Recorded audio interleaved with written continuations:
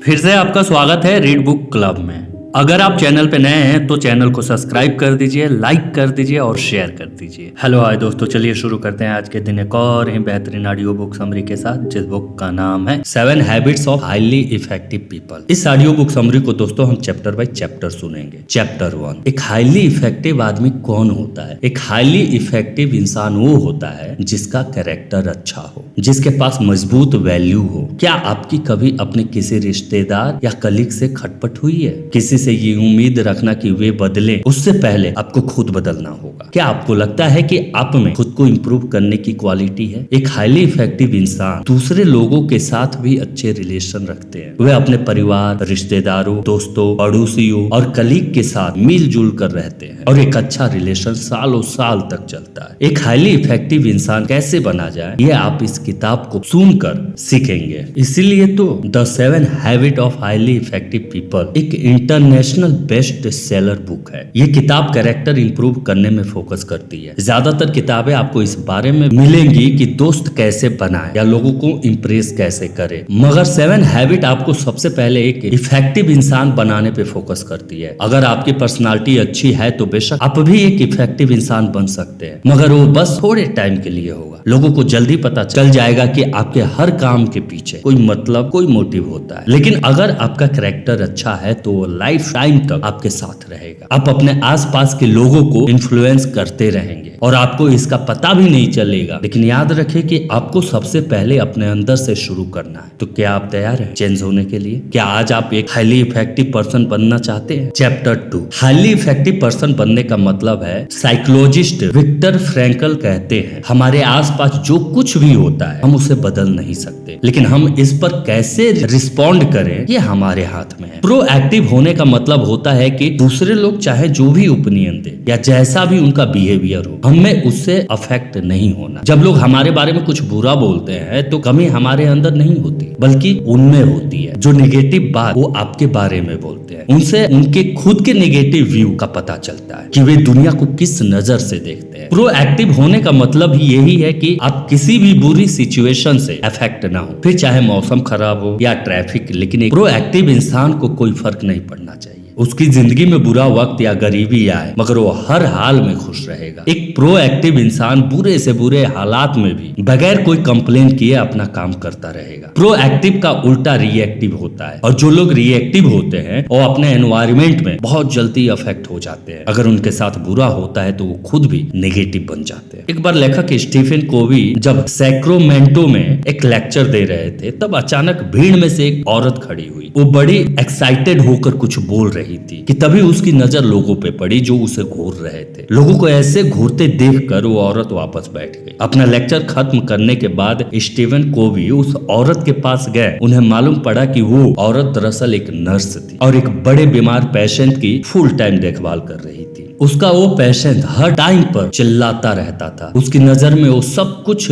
गलत करती थी। उसने कभी भी उस नर्स को थैंक यू तक नहीं बोला था। इन बातों की वजह से वो औरत बड़ी दुखी रहती थी। वो अपनी जॉब से बिल्कुल भी खुश नहीं थी। उस दिन स्टीफन कोवी के लेक्चर का सब्जेक्ट भी प्रोएक्टिव ही था। कोवी एक्सप्लेन कर रहे थे कि अगर तुम प्रोएक्टिव हो तो कोई भी चीज तुम्हें हर्ट नहीं कर सकती।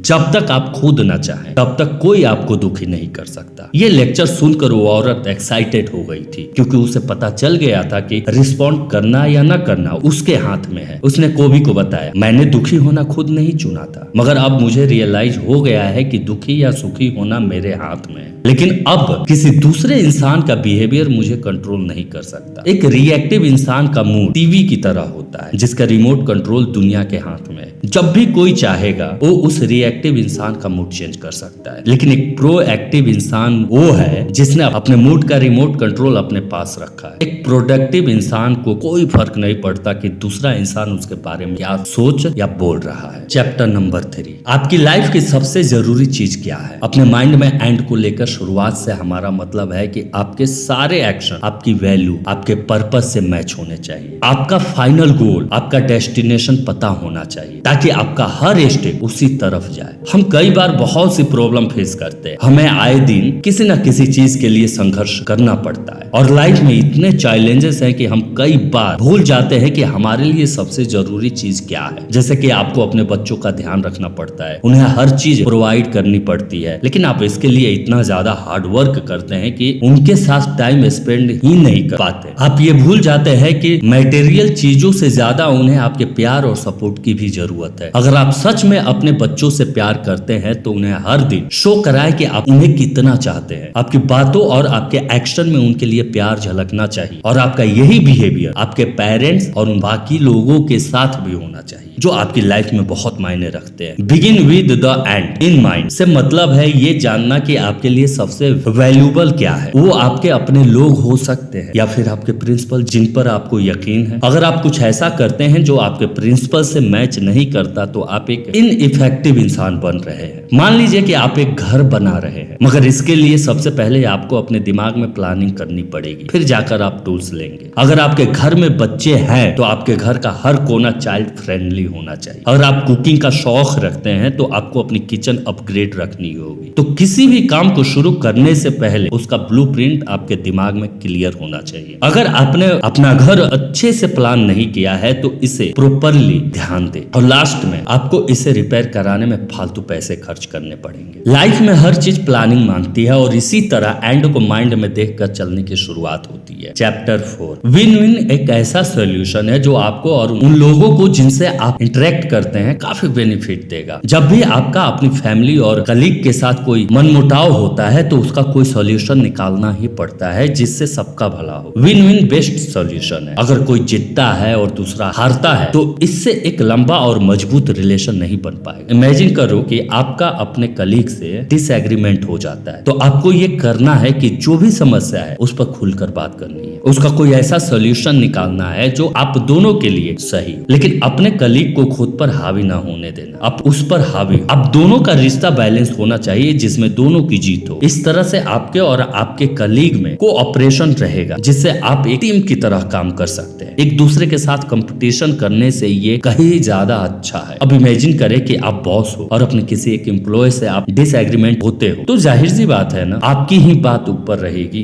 वो आपके लिए काम करेगा मगर मन मार के, तो कुल मिलाकर नुकसान तो आपका ही हो। कंप्रोमाइज करना हमेशा अच्छा होता है, फिर भले आप बॉस ही क्यों ना हो। आपके लिए यही अच्छा होगा कि आप अपनी पोजीशन का इस्तेमाल ना करें, अपने एम्प्लॉयज को खुश रखने में ही आपका फायदा है। तो थैंक यू दोस्तों, ये थी आज की ऑडियो बुक समरी।